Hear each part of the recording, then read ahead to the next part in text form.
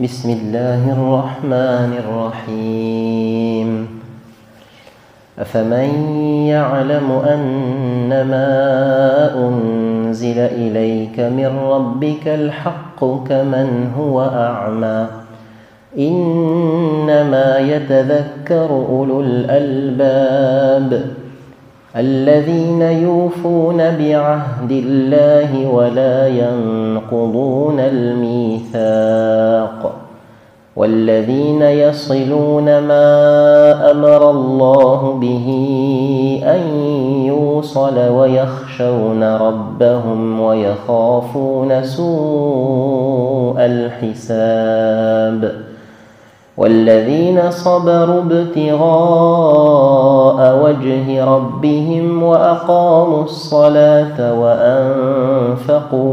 وأنفقوا مما رزقناهم سرا وعلانية ويدرؤون بالحسنة السيئة أولئك لهم عقبى الدار جنات عدن يدخلونها ومن صلح من آبائهم وأزواجهم وذرياتهم والملائكة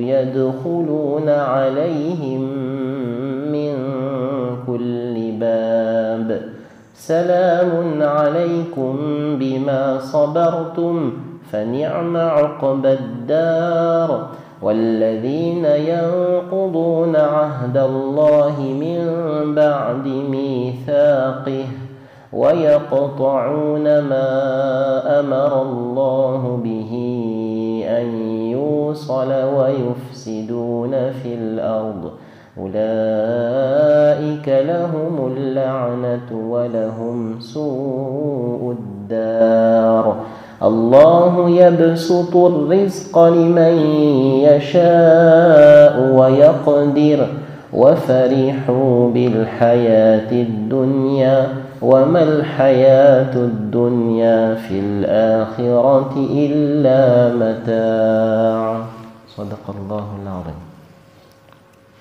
Dans les versets que nous venons de réciter dans la sourate Ar-Ra'd, les versets 19 au verset 26, Allah Tabaraka wa Ta'ala mentionne les qualités des croyants. Après avoir mentionné l'exemple du haqq de la vérité et du batil de la fausseté, Allah Tabaraka wa Ta'ala mentionne les qualités des gens de la vérité du haqq et également de ceux de la fausseté. Il y a plusieurs versets du Saint-Coran Karim où Allah Subhanahu wa Ta'ala décrit les qualités du croyant et c'est ce qui fait la différence entre les croyants eux-mêmes, entre les darajat, les degrés des croyants et entre ceux qui croient et ceux qui ne croient pas ou encore de même entre les croyants et les munafiqun. Donc dans ce verset, Allah subhanahu wa ta'ala il interpelle l'humanité, il nous demande أفمن يعلم أنما أنزل إليك من ربك الحق كمن هو أعمى. Celui qui sait que ce qui t'est révélé de la part d'Allah subhanahu wa ta'ala est la vérité, est-il semblable à celui qui est aveugle? Allama Qurtubi rahmatullahi alayhi, il nous dit que certains mufassirun alayhim ar-rahma rapporte que ce verset a été révélé au sujet de Hazrat Hamza radiyallahu anhu d'un côté, celui qui a la connaissance de la vérité, et de l'autre côté Abu Jahal. Et c'est donc un exemple entre le croyant et le non-croyant. Donc sont-ils égaux? Innama yatadhakkaru ulul albab, mais n'en tirent d'exhortation que ceux qui sont doués de raison saine. Ulul albab, les gens doués d'intelligence.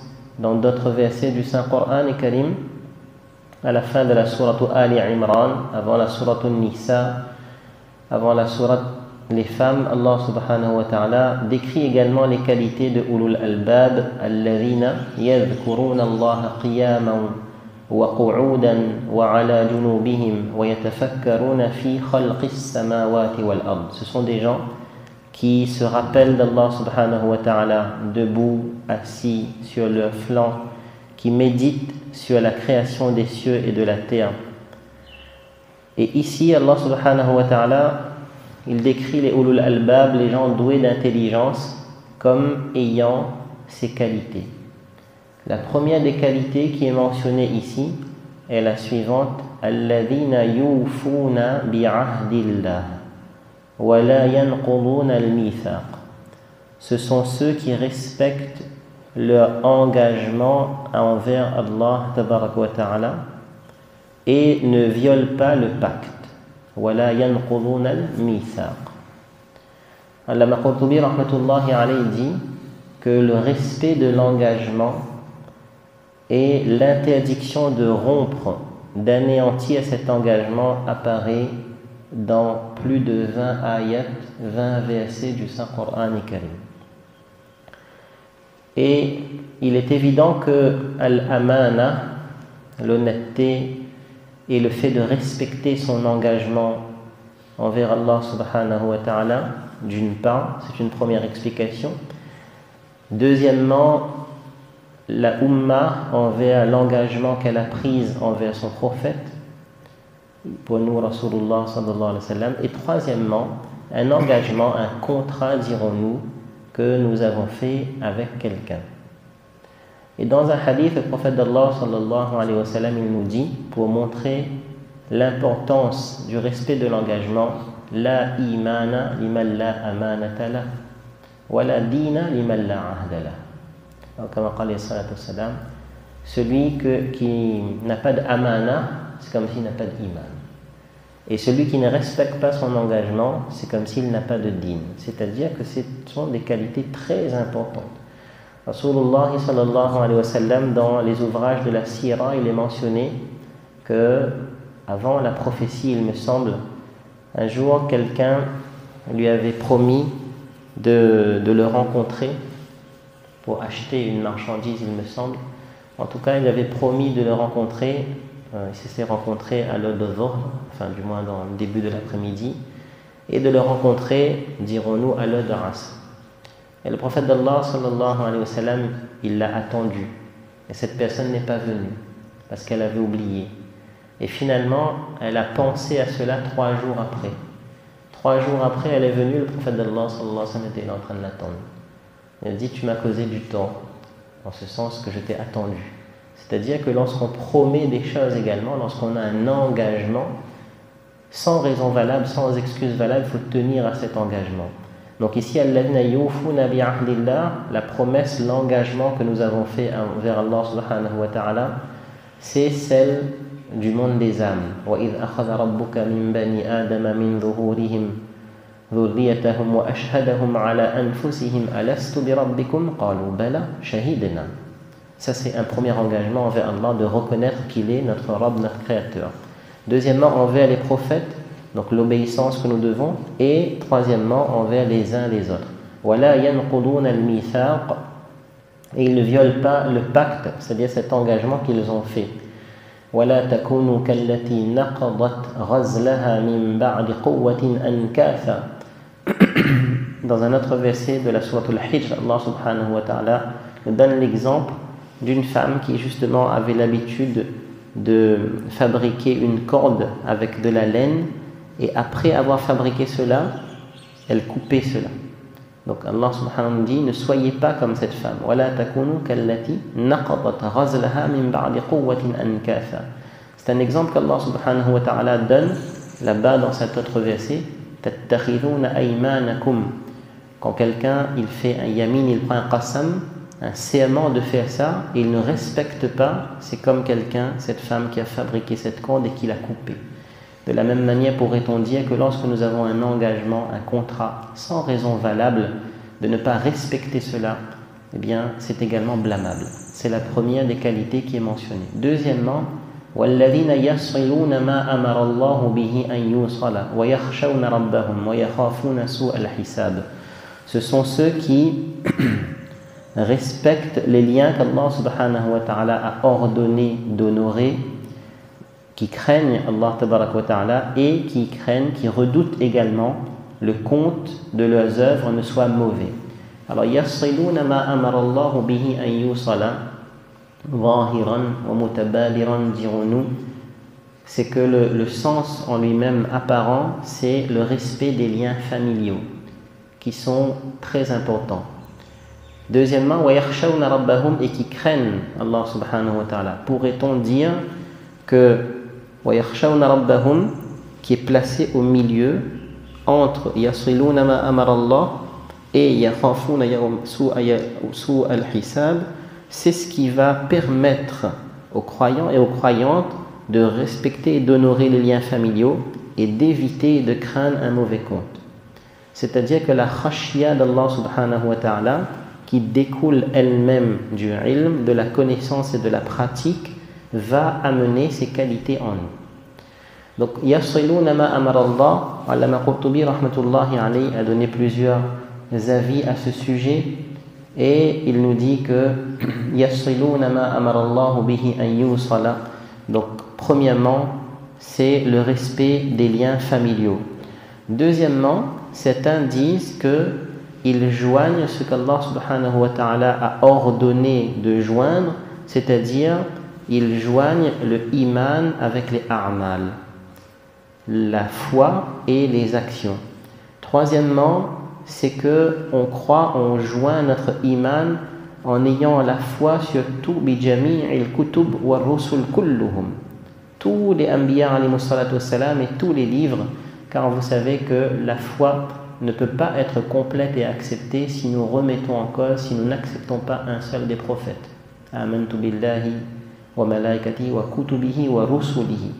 Et certains disent également, c'est Silatu Muhammadin sallallahu alayhi wa sallam, c'est-à-dire notre lien avec le prophète d'Allah sallallahu alayhi wa sallam. Donc ils joignent cela. Et pour revenir aux liens familiaux, dans un hadith, le prophète d'Allah sallallahu alayhi wa sallam, il dit que pour montrer l'importance de ces liens familiaux, le hadith dit en ce sens, Man wasalani wasalahu Allah. Ar-rahimu mu'allaqatun bil arsh. Les liens familiaux sont attachés au arsh d'Allah subhanahu wa ta'ala. Et il plaide en ce sens, Man wasalani, celui qui va joindre, qui va me respecter, wasalahu Allah. Allah subhanahu wa ta'ala se joindra à lui. Wa man qata'ani, qata'ahu Allah. Et celui qui va couper ses relations familiales, Allah subhanahu wa ta'ala, pour ainsi dire également, s'éloignera, coupera de lui. C'est mushakala, on appelle ça, c'est-à-dire que le même mot est utilisé. Dans un autre hadith, le prophète d'Allah sallallahu alayhi wa sallam nous apprend qu'est-ce que cela veut dire de joindre les relations familiales. Et il nous explique en ces termes, Laysa al-wasilu bil mukafi. Celui qui joint les relations familiales, ce n'est pas quelqu'un qui est donnant-donnant, mukafa'at. Ça veut dire que eux, ils viennent me voir, donc je vais les voir. Eux, ils m'appellent, donc je les appelle. Eux, ils font attention à moi, donc je fais attention à eux. En fait, Allah sallallahu alayhi wa sallam a dit, ça c'est pas celui qui joint les relations familiales. Celui qui joint les relations familiales, c'est Laysa al-wasilu bil mukafi, innama al-wasilu alladhi idha qutiyat rahimuhu wasalaha, ou kama qala alayhi salatu wassalam. C'est celui qui justement, quand on coupe les relations familiales avec lui, il essaie de joindre ses relations familiales. Alors comment joindre ces relations familiales? De manière très simple. Salaman. Déjà de faire salam de temps à autre. Et aujourd'hui, alhamdulillah, avec les moyens que nous avons, téléphone, message, on peut facilement envoyer un salam, salaman. Deuxièmement, ziyaratan, d'aller rendre visite aux gens de la famille. Et troisièmement, pourrons-nous dire da'watan, c'est-à-dire de temps à autre de s'inviter et de faire des réunions familiales. Et il est malheureux aujourd'hui que malheureusement on ne se voit presque plus dans la famille, si ce n'est à 2 occasions, lors d'un mariage et lors d'un enterrement.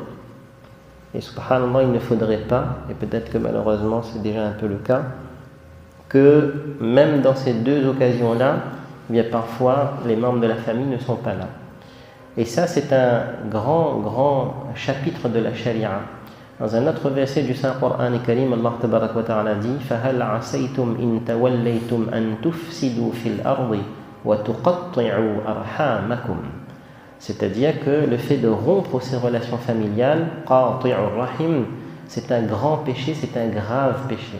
Alors parfois il arrive qu'on n'a pas l'occasion de se rencontrer, qu'on habite loin, qu'on est occupé, et il n'y a pas de coupure de relations familiales. Là, on parle vraiment du fait de rompre les relations et de ne plus vouloir rencontrer quelqu'un. Déjà de ne plus vouloir rencontrer son frère musulman pendant plus de 3 jours. Si quelqu'un il vient nous faire salam, il est face à nous et on se détourne, ça c'est haram bien évidemment, c'est une kabira, c'est un grand péché, et à plus forte raison encore pour les membres de la famille. C'est pourquoi dans d'autres hadiths, le prophète d'Allah sallallahu alayhi wa sallam, il nous dit que même lorsqu'on fait la sadaqa, il est plus méritoire de faire la sadaqa, de faire l'aumône, la charité sur les membres de la famille, parce qu'on aura une double récompense. C'est-à-dire, premièrement, le fait d'avoir fait la sadaqa, et deuxièmement, silatur rahim. Et c'est vrai que parfois ou souvent, il arrive que même on se soucie des autres, de la Ummah, et on oublie ceux qui sont plus proches, c'est-à-dire les membres de la famille. Donc, il y a ces 3 moyens au moins, Inch'Allah, qu'on devrait essayer de mettre en œuvre, c'est-à-dire salaman, ziyaratan.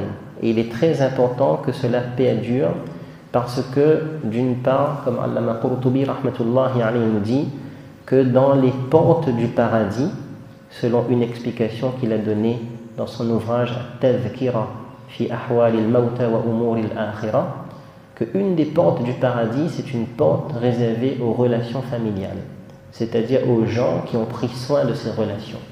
De la même manière, comme nous l'avons dit, les relations familiales sont attachées, pour ainsi dire, au trône d'Allah subhanahu wa ta'ala.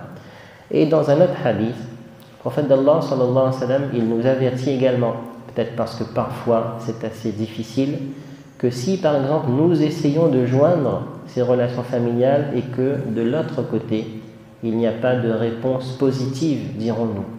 Alors Rasulullah sallallahu alayhi wa sallam dit également فَكَأَنَّمَا تُسِفُّهُمُ الرَّمْلَ ou كما قال عليه الصلاة والسلام, le péché de celui qui refuse de joindre les relations familiales et qui repousse, c'est comme quelqu'un qui est en train d'avaler du sable ardent et chaud. C'est-à-dire, imaginez que quelqu'un il mange du sable ardent.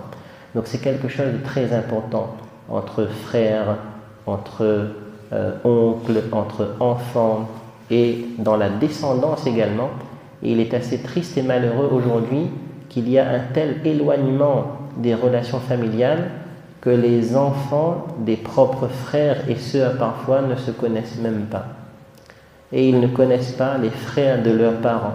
Alors que dans un autre hadith de Tirmidhi, le prophète d'Allah sallallahu alayhi wa sallam nous dit également ta'allamu min ansabikum fa innahu min dinikum ou kama qala alayhi salatu wassalam. Apprenez également la lignée, l'ascendance et la descendance, la famille. C'est qui votre nasab? Parce que ça fait partie de votre din. Et plus important aussi peut-être que ça, hikmatan, pourrons nous dire par sagesse, c'est que ça va amener un équilibre, ça va renforcer la cohésion et l'équilibre du din. Allah subhanahu wa ta'ala nous accorde tawfiq, insha'Allah. Donc, وَالَّذِينَ يَصْلُونَ مَا أَمَرَ اللَّهُ بِهِ أَن يُوصَلَ, ça c'est une explication, la principale. وَيَخْشَوْنَ رَبَّهُمْ وَيَخَافُونَ سُوءَ الْحِسَابِ, et ils craignent Allah subhanahu wa ta'ala. Dans un hadith, le prophète d'Allah sallallahu alayhi wa sallam, il dit que إِنِّي لَأَعْلَمُكُمْ بِاللَّهِ وَأَتْقَاكُمْ لِلَّهِ, que c'est lui qui a le plus de connaissances et c'est lui qui craint le plus Allah subhanahu wa ta'ala. Et dans un verset du Coran Karim que vous connaissez, Allah Azza wa Jal justement nous dit إِنَّمَا يَخْشَى اللَّهَ مِنْ عِبَادِهِ الْعُلَمَاء, pour montrer que si quelqu'un a la science et la véritable science, il augmentera automatiquement en khashya. وَيَخَافُونَ سُوءَ الْحِسَابِ, on l'avait dit la dernière fois, ils craignent un mauvais compte. Et un mauvais compte, c'est-à-dire que vraiment Allah subhanahu wa ta'ala, dirons-nous, va éplucher notre compte. Allama ibn Kathir rahimahullah ta'ala, il l'avait dit la dernière fois, yunaqishuna ala al-naqir wal-qitmir wal-jalil wal-haqir. Ça veut dire chaque petite action que nous avons fait, chaque penny, comme il dit, chaque centime que nous avons obtenu et que nous avons dépensé, si Allah subhanahu wa ta'ala, eh bien il épluchait cela, quelqu'un il obtient de l'héritage. Comment est-ce que ça a été obtenu? Est-ce que ça a été correctement partagé auparavant?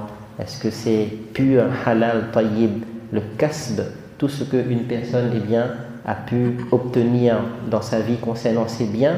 S'il y a ce hisab, ce su'ul hisab là, c'est vraiment quelque chose qu'on devrait craindre à travers également l'utilisation de ce qui est mis à notre disposition, à travers les bienfaits qu'Allah subhanahu wa ta'ala a mis à notre disposition,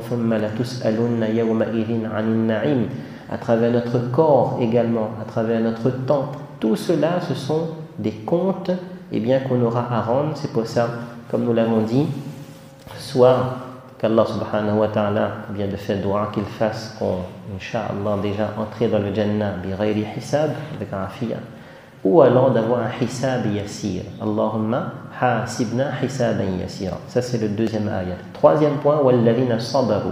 Ce sont les gens qui ont fait preuve, qui endurent. Faire preuve de sabr, ceux qui endurent dans la recherche de l'agrément d'Allah. Tabarak wa ta'ala. Wa aqamu salah. Ils ont fait iqamatu salah. Ils observent, ils établissent la salah. Et ils dépensent de ce qu'Allah subhanahu wa ta'ala leur a donné, secrètement ou alors publiquement, et ils repoussent le mal par le bien. Alors pour ces gens-là, ulaika lahum uqbad dar, ils obtiendront le meilleur sort ou alors la meilleure demeure dans l'au-delà. Alors ici, premièrement, vous avez sabaru btira'a wajhi rabbihim. Ils ont fait preuve de patience. Vous savez que la patience envers les musibas, les balas, quand quelqu'un il est atteint, Allah protège par difficulté et calamité. Deuxièmement, c'est la régularité dans la ta'a, c'est-à-dire d'être régulier dans l'obéissance d'Allah subhanahu wa ta'ala. Et troisièmement, c'est dans l'abstinence envers les péchés et les mauvaises actions. Et ils le font pourquoi? Ibtira'a wajhi rabbihim. Wa aqamu as-salah. Deuxièmement, ils établissent la salah. Alors, l'établissement de la salah, le Coran est karim, et c'est très important parce que c'est le message divin, c'est le nour d'Allah subhanahu wa ta'ala, les paroles, le choix des mots. Aqama, c'est que quand on redresse quelque chose. Et le prophète d'Allah sallallahu alayhi wa sallam, dans les hadiths, il nous enseigne comment faire iqamatus salah. Et aujourd'hui, de manière générale, nous sommes dans une forme d'automatisme. Parfois ils disent de robotisme, c'est-à-dire que comme en anglais, there is a saying, une parole comme ça, que up and down and back to the ground, c'est-à-dire debout, assis et on va par terre. C'est une robotisation, une sorte de machination. Alors que iqamatus salah, c'est nous sommes en train de converser avec Allah subhanahu wa ta'ala et l'importance de parfaire, de perfectionner sa salat. Alors par exemple, dans un hadith, nous l'avions dit il y a quelques semaines de cela, que inna min taswiyati as-sufuf, inna taswiyata as-sufuf min iqamati as-salah. Le fait de redresser les safs, ça fait partie de iqamatu as-salah. Et le prophète d'Allah sallallahu alayhi wa sallam faisait très attention à cela. Deuxièmement, on va dire dans l'apparence de la salat, la manière dont on se positionne, à quel endroit il faut placer ses mains, à quel endroit il faut placer son regard. Troisièmement, qu'est-ce qu'il faut lire? C'est-à-dire que nous avons bien sûr, tahiyyat, la tilawat du Saint-Coran al-Karim, si c'est sunnah nawafil, si on est derrière l'imam, chez les hanafites du moins, on ne lit pas. Et également les du'a, les adhkar, et d'améliorer cela. Masha'Allah, alhamdulillah, il y a des compilations qui ont été faites et des du'as où vraiment on demande à Allah subhanahu wa ta'ala, on est en train de puiser du trésor d'Allah subhanahu wa ta'ala. Lorsque le prophète d'Allah sallallahu alayhi wa sallam était entre les deux sajdas, par exemple un du'a très simple, Rabbi ghfirli, ou encore on peut lire Allahumma ghfirli, warhamni, wa'afini, wahdini, warzuqni, wajburni, wasturni. On est en train de demander à Allah subhanahu wa ta'ala. Donc avant la salat, les ablutions, de les faire correctement, de ne pas gaspiller de l'eau. Mufti Mahmoud Gangoui rahmatullahi alayhi, quelqu'un une fois lui a demandé pourquoi est-ce que nous n'avons pas de concentration dans la salat. Il a dit c'est parce que vous gaspillez de l'eau quand vous faites les ablutions. Et Rasulullah sallallahu alayhi wa sallam, lorsqu'il faisait les ablutions, il utilisait un moud. Ça veut dire c'est un petit bol comme ça si vous voulez. Et subhanallah al-azim, si on se questionne, combien d'eau est-ce qu'on utilise? Déjà, la première étape, le premier pas, et j'ai envie de dire même avant ce premier pas, normalement il y a taharat, istinja, istibra, est-ce qu'on a bien fait cela? Ça c'est déjà des étapes importantes pour arriver à ce iqamatus salat. Un autre point de iqamatus salat qui entre là-dedans, c'est quoi? C'est d'appeler les gens à venir prier. Ça aussi c'est une forme de iqamatus salat. Et intérieurement, j'ai envie de dire, c'est d'avoir cette concentration. Donc tout ça, ce sont des choses qui se travaillent, des choses d'avoir fikr. Et un point important que je voudrais mentionner ici, sur iqamatus salat, parce que malheureusement, il y a quand même assez, parfois, surtout depuis le Covid, l'après-Covid, c'est que si on fait la salat, alhamdulillah, on essaye de le faire, c'est qu'on ne vient pas forcément, du moins un peu moins, on est un peu plus laxiste sur le fait de venir prier à la masjid.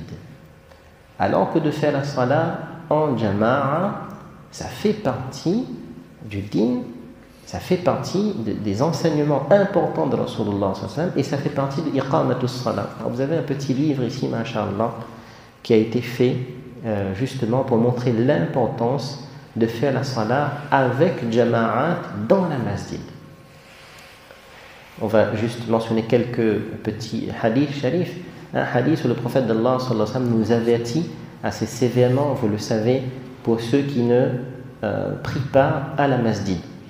Dans un autre riwayat, Abdullah bin Mas'ud radiyallahu anhu, eh bien, il nous dit que cela fait partie de la sunna de Rasulullah sallallahu alayhi wa sallam.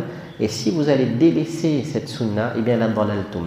Dans un hadith, le prophète d'Allah sallallahu alayhi wa sallam a dit, c'est rapporté par Sayyidina Abu Huraira dans Tirmidhi, wa huwa hadithun hasanun sahih, que tellement le prophète d'Allah sallallahu alayhi wa sallam, qui pourtant avait beaucoup d'amour et de miséricorde, de rahma pour la umma, mais qu'est-ce qu'il a dit?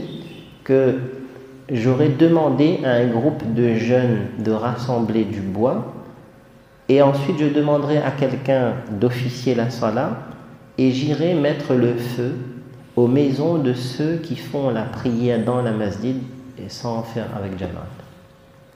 Ça montre la gravité de ne pas venir à la masjid. Dans une autre riwayat, sans raison valable, dans une autre riwayat, eh bien, on apprend également que le fait de ne pas faire la salat en jamaat à la masjid va diminuer nos récompenses. Cela est une forme de désobéissance envers Allah subhanahu wa ta'ala et Rasulullah sallallahu alayhi wa sallam.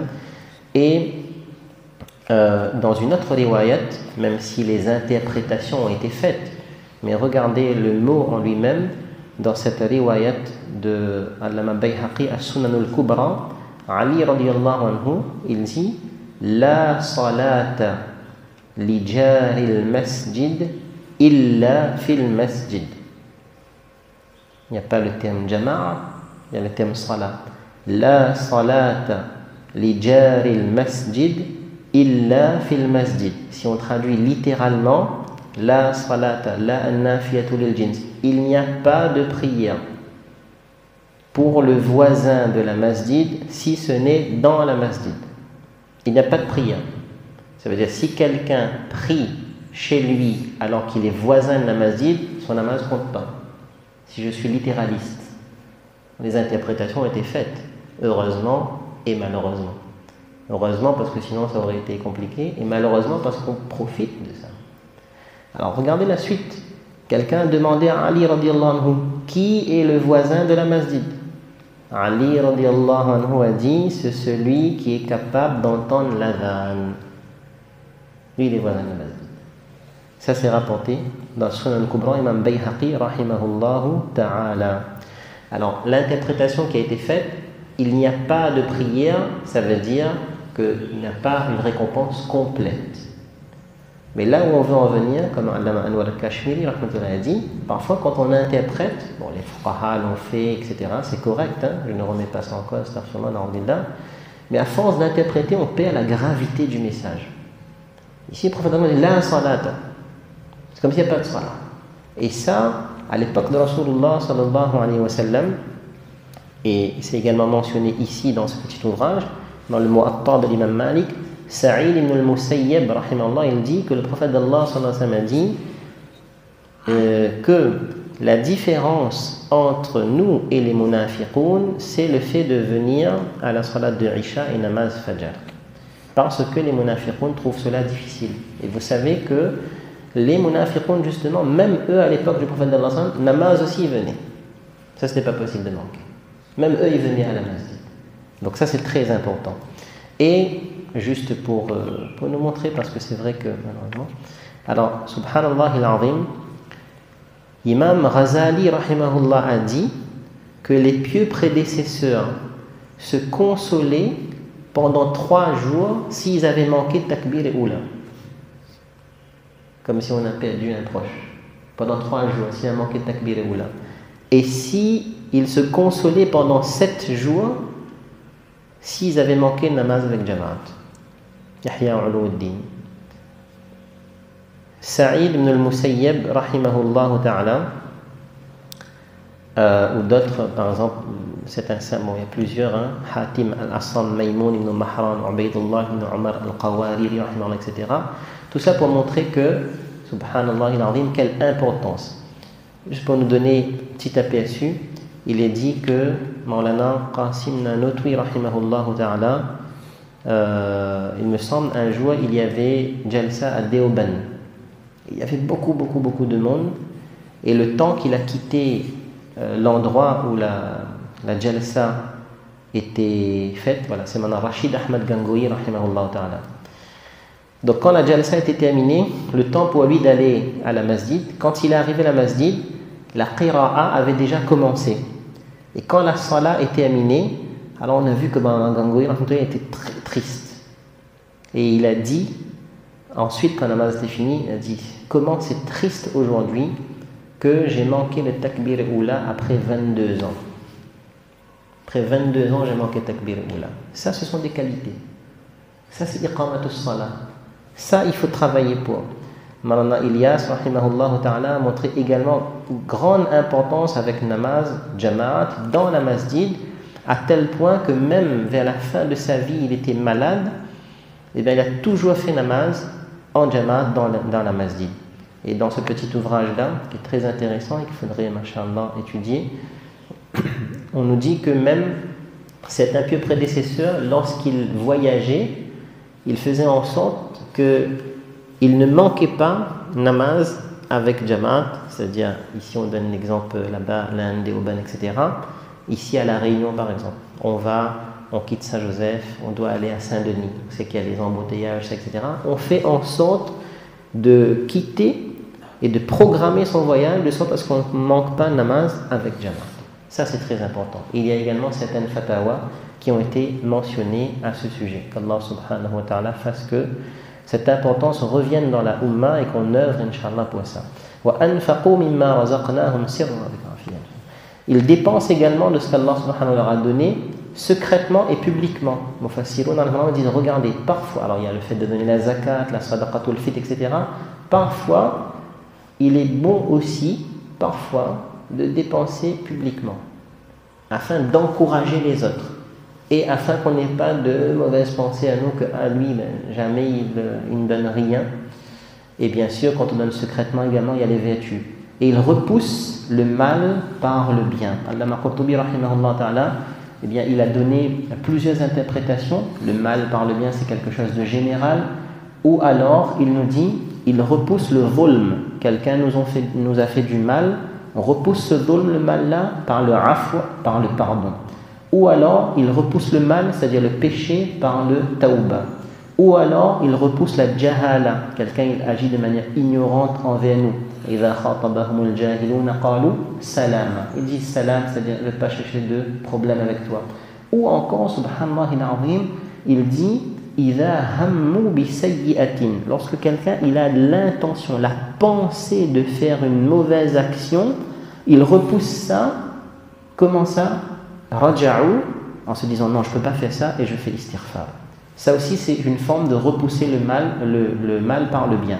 Ulaïka, Allah Ta'ala dit ces gens-là qui ont respecté leurs promesses. Et subhanallah al-azim, j'ai oublié de le dire tout à l'heure, mais Allama Qurtubi rahimahullah, il dit Yufuna bi ahdillah, une des promesses qu'on a fait, une des explications, il dit c'est quoi? C'est de ne rien demander à personne.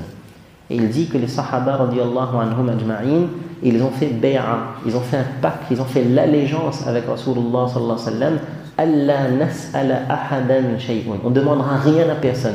À tel point, dans le hadith sharif, il dit parfois certains Sahaba, ils étaient sur leur monture et le cravache, le fouet tombait, ils descendaient eux-mêmes de la monture et ils prenaient par eux-mêmes.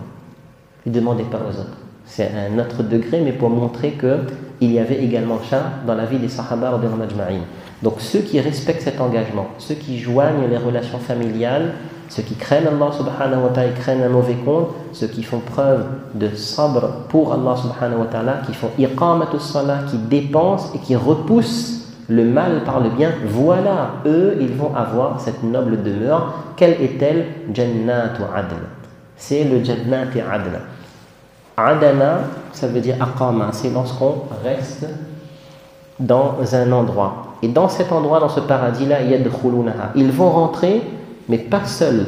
Wa man salaha min abaihim, et également ceux, leurs parents, qui avaient donc iman, wa azwajihim, et leurs épouses, et leurs descendants qui auront cru. Wal malaikatu yadkhuluna alayhim min kulli bab, et les anges de chaque porte entreront auprès d'eux en disant Salamun alaykum bima sabartum, paix sur vous pour ce que vous avez enduré, combien est excellente votre ultime demeure. Alors dans ce verset, on peut le comprendre, l'Aminu Kathir rahimahullah ta'ala dit, avec un autre verset de la sourate Tur, où Allah Azza wa Jal nous rappelle وَالَّذِينَ آمَنُوا وَاتَّبَعَتْهُمْ ذُرِّيَّتُهُمْ بِإِيمَانٍ. Ça veut dire que parfois il arrive que les parents ont eu un degré spirituel de piété supérieur aux enfants. Donc eux, ils seront dans un haut degré du paradis. Mais leurs enfants ne les ont pas suivis. Mais malgré tout, Allah subhanahu wa ta'ala, par la baraka de ça, il rassemblera les enfants avec les parents. Afin de les contenter, afin de les honorer. Et parfois, c'est l'inverse. C'est les enfants qui ont eu un degré spirituel aux parents. Donc eux, ils ont eu un haut degré dans le paradis. Allah Ta'ala mettra les parents avec eux, à condition qu'il y a iman. Ça, c'est expliqué dans le verset de la sourate Tur et également dans ce ayat-là. Pourquoi? Pour les réjouir. Et dans certaines riwayat, il est dit que justement une personne qui fait l'effort du dîn, qui pratique l'obéissance d'Allah subhanahu wa ta'ala, eh bien il le fait pour lui et sa famille également, ses proches, son épouse, ses enfants en profiteront. Allah Ta'ala dit ici Wal malaikatu yadkhuluna alayhim min kulli bab, ils entreront de chaque porte et ils leur diront Salamun alaykum bima sabartum, paix pour vous. Illa qilan salaman salama. Allama Qurtubi rahimahullah ta'ala dit Bima sabartum, vous avez fait preuve de patience sur quoi?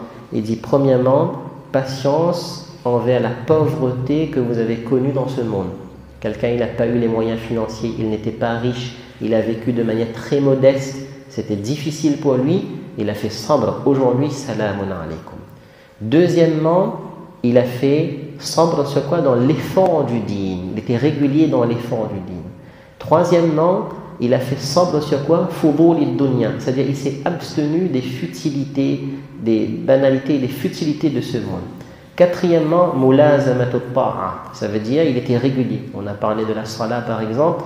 Vous avez vu Mana Rashid Ahmad Gangoui rahmatullahi alayhi, subhanallah al-azim, même si on se demandait, et moi-même je me demande, si on se demande, est-ce que dans ma vie, une fois dans ma vie, j'ai déjà obtenu cette fadila, cette vertu d'avoir fait salat, namaz avec takbir et oula pendant 40 jours. Pas pendant 22 ans, pendant 40 jours. Est-ce que j'ai déjà réalisé, accompli cela? Aujourd'hui, on est content parce qu'on a fait le grand raid. C'est extraordinaire. Mais est-ce que dans ma vie, j'ai déjà fait 40 jours salat avec jama avec takbiratul oula? Salamun alaykum. Les anges diront salam, paix sur toi. Voilà, tu as réussi aujourd'hui. Avant même de quitter ce monde, lorsqu'on va quitter ce monde, les anges vont apparaître et ça, c'est la vraie vie. Ils vont dire paix sur toi. Ils vont nous annoncer la bonne nouvelle, Inch'Allah.